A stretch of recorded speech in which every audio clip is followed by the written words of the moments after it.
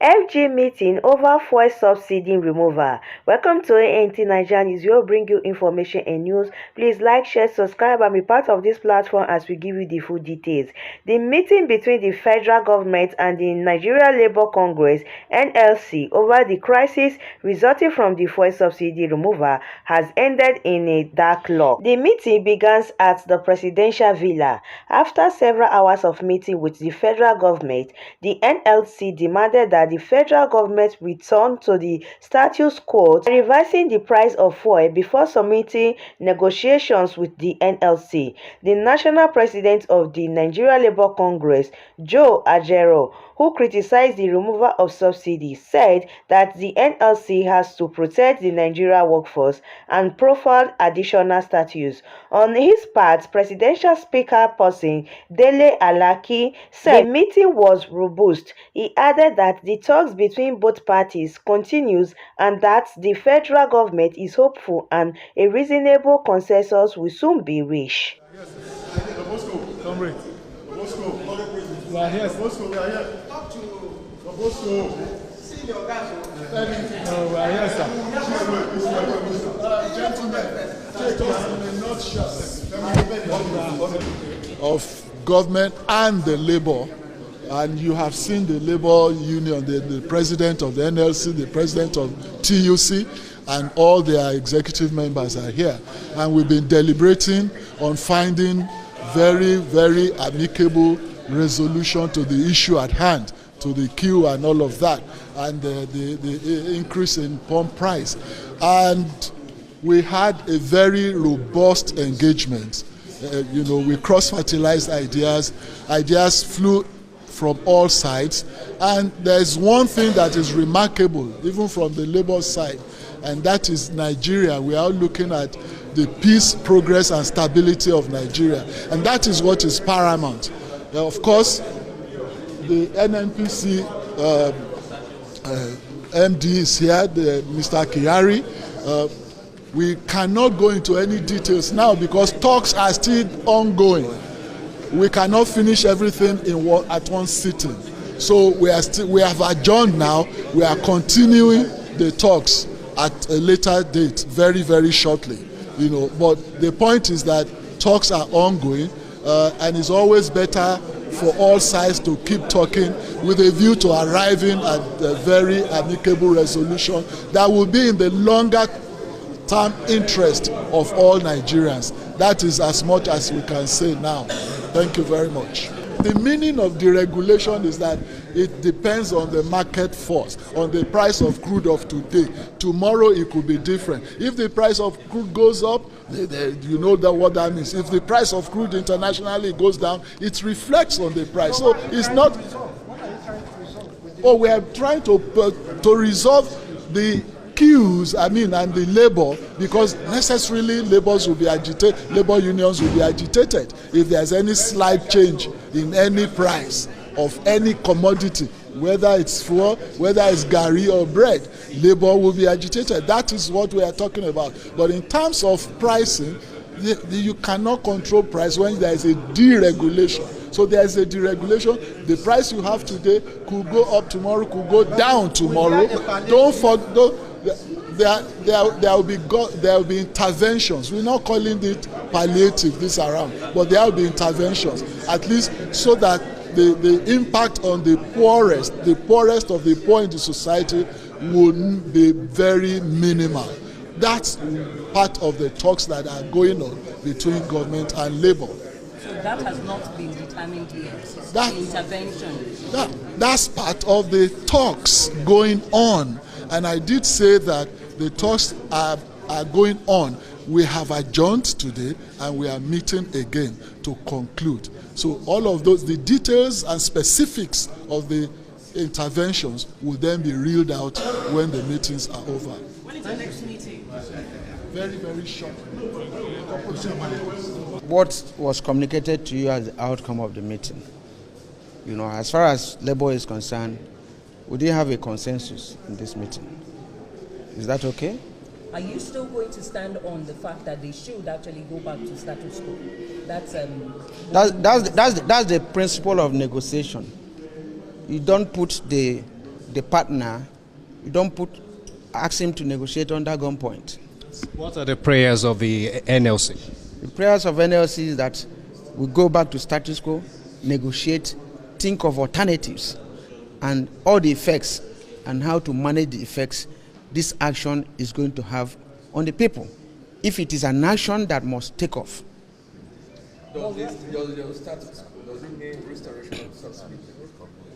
Well, the subsidy provision has been made up to the end of June. And before then, conscious people, labor, management, government should be able to think of what will happen at the end of June. You don't start it before the time. The original deadline was funding subsidy. So why did they make provision up to end of June? No, the original Who's deadline lying? was February 17th. So why is it up to now?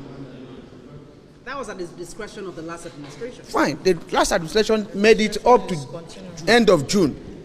Why can't we respect the sanctity of even that law that provided for that expenditure up to the end of June? Okay, but is the NLC considerate with the federal government when they say that there's no fund, they can't fund all of this, they can't raise money to fund the subsidy? What is the purpose of governance? What's the purpose of governance? Is it the duty of NLC to raise funds for the government, to collect tax, to sell crude at the international market when the price of crude is going high? And the government that is a major exporter of a crude product is telling you there's no money. Other countries that are in the same scenario are eating fat. Mr. President, do you think it's realistic to continue payment of subsidy? Why do you keep on hammering on subsidy? What do you understand by subsidy? Has anybody explained to you the meaning of subsidy? What did they say is subsidy? Is there any country, even in the US, there's subsidy on wheat products? Is there any country that does not subsidize living of people, even if it's by providing public transportation? Well, those are issues we are looking at. If you're a major, producer of crude, and you refine abroad, you carry the crude abroad and refine and bring it, definitely there will be difference in the price, and that's what they are paying. If your fathers establish a refinery, and that refinery dies in your hands, and you are now refining abroad, you ask yourself some questions. We have refineries, Kaduna, Warri, Sapele, Port Harcourt. Why are they not functioning? That we have to go and refine abroad. The transportation money, the refining cost at international price or rate, and we bring it back here. And the same government pays the difference in cost of what it is here and what it's internationally. That's the subsidy they are telling you about. But what happens if the government says they cannot? You are still talking in the sense of in the state of dictatorship. What will happen if this said? It's not all about conversation. It's not democratic way. If you say this thing is happening this way and you are engaged in discussion, if what happens there is take it or leave it, which doesn't have any space in the current dispensation. It's all about the people. The people matter. If they say, this is the project you are bringing, you are removing subsidy, you have been spending money for this friends. Remember 2011, we were here, this compound, and we agreed on some principles, repair our refineries, to start operation latest by December last year. They were not done. We agreed on issue of CNG. The CNG product is eco-friendly and is cheaper than the PMS they're selling now. And some people say they can convert within 3 months. If we have done all these things, what will you be calling subsidy?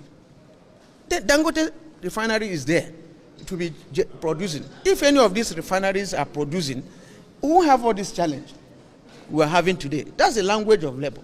Now, will anybody increase their salary by 300% with what has happened now? This question is good. We'll come to the basics. As of today, transportation has gone beyond that. I don't know what they're paying you, but you cannot, it's not enough for your transportation. That's what we are saying. It's not because there is any dogma on subsidy. No, but we should converse in a free environment and atmosphere and arrive. If we agree for a meeting by 2 today, and in the morning, you come out with price modulation, how can you fix price in a deregulated market? If you are talking of deregulation in the classical sense of it, it has to be determined by market forces. What I buy, I sell. But by the time you now dictate the prices, this amount. Now what is happening? Is that deregulation? But that was just NNPC's price. They didn't dictate to other independent marketers. So which other are the marketers? We haven't seen other prices yet. Which are the marketers? Which are the sole importers of this product? Who are the other marketers? So my colleague will have a lot to tell you guys. You guys don't sound optimistic about this. Yes, if you listen to the president during the inauguration at Eagle Square, he said that one of the hallmark of this administration is going to be dialogue, is going to be consultation, and that that this will be the hallmark, that they are not going to lord it over us, trying to paraphrase what he said, and not to be a dictator. So if you read it, it is clearly written there. And what has happened in terms of, as at today, has not shown what was written in his address. So all we've said before now was that, just as alluded to by my colleague as well, was that we ought to have sat down and have this conversation. At times it's difficult, before anything could have happened. We have been open to conversations. We started it in 2021, and somewhat part of 2022. But at the end of the day, they told us that they were not removing subsidy. So there was no conversation whatsoever. So for over a year, there wasn't formal engagements and formal meetings. And because there were informal engagements and meetings, that is why we found ourselves here today. If we had met before now, we could have proposed a lot of things. Just as the CNG has said, we have experts in our midst who could have proffered some solutions on even the CNG, how it could be done faster, what are the things that could be, because our own is how do we protect the Nigerian workforce. So it is not about grandstanding, it is not, but it's just about how do we protect the workforce. So for us, clearly we have stated in the meeting today that let status quo ante remain, while we go back, have conversations with our principals, because the workers are clearly our principals. So we'll go back and have conversations with them. Then after the conversation, then we'll reconvene again and have some further discussion. But we hope that day as well, we will reverse back to status quo ante. Well, you were speaking with the federal government on the 800 million palliative. What was the conclusion about? So there is nothing that has been concluded. That is why we are reconvening. So there was nothing that was concluded. So that is why we will reconvene again. So we still start buying fuel at the rate of 537. Status quo ante. So when you Google it, you get the meaning clearly. So, okay. Thank you.